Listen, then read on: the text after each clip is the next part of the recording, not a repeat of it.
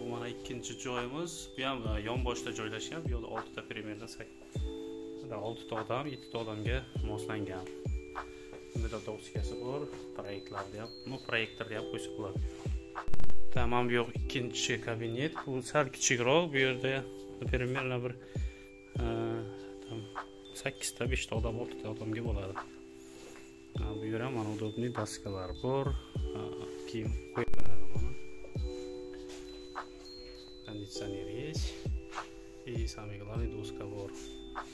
Mana hozir do'stlar, mana ofisda ko'ryapman помещение. Bu yerda mana примерно stoli bor, yana bir 10 ta odamga sig'adigan, yana 2-3 ta joy bor, o'z katta kichik. Mana ko'ryapsizlar. Ну, удобствоsi нормальный. Yana ko'rsatib o'taman, главный mana bu yoqda mana yozib chizadiganlarni qo'ysa bo'ladi. И kattaroqlarni o'z yoqda mana yana bitta помещение. Bu yerda более ko'proq как o'tirib ko'rishgan, treninga, обучениеga yaxshi. Daska hamma narsa bor.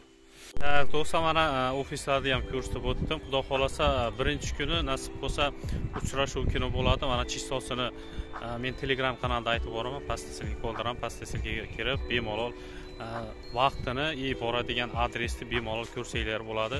Так что bu Ozon и Avito biznes bo'yicha bo'ladi. Mana meni taniganlar bo'lsa ham bemalol ham liba hozir yangi kelib mana shu biznesni boshlayman deganlar uchun ham mana возможность beramiz.